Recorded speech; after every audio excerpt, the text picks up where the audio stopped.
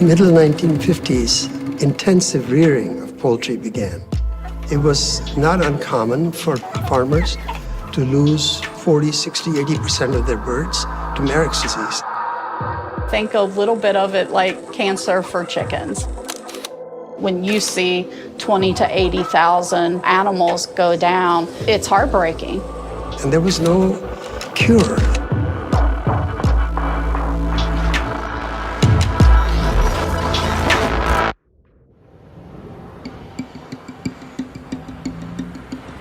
One of the worst diseases any species can have.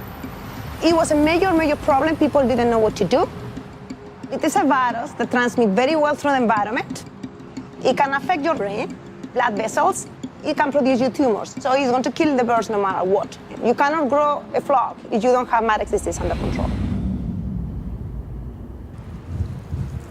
The cause of Marek's disease was discovered in 1967. A vaccine was developed. But there are some issues that remained. At that time, they were vaccinating in the neck area. Chickens were then let loose, and they were immediately exposed to virulent Marek's disease. The idea occurred that could we give the vaccine time to initiate immunity before chickens hatch? In ovo vaccination is the immunization of chickens by injecting the vaccine in the egg before hatch. When they were exposed to Marek's disease, they were fully protected. And that was a result beyond anybody's expectations.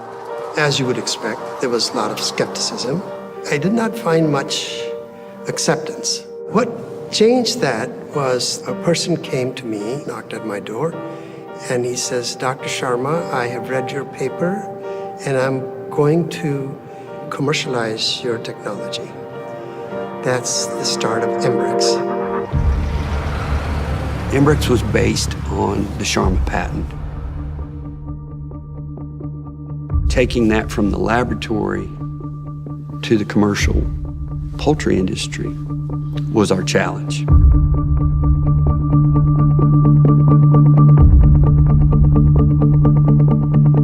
We had this huge device, big machine is what we called it, and it could run about 20,000 eggs an hour. We would have issues immediately. We would have a device that we thought was ready, and we go to the hatchery, and we brought all our supplies. We brought 6 or 8, 10 people.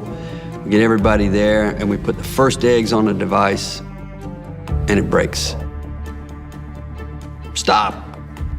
You know, we make adjustments. We try again. The scope was learn everything we could about the immunology and the physiology of delivery of vaccine. We made probably 4 or 5 iterations of it, simplifying it. The efficacy of the vaccination was better.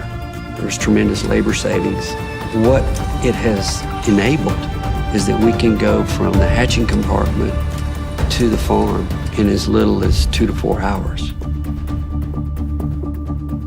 In ovo vaccination technology is a proposition that seems to be attractive, but is intimidating. That's where the customer service make the difference. One of the biggest fears was hatch loss.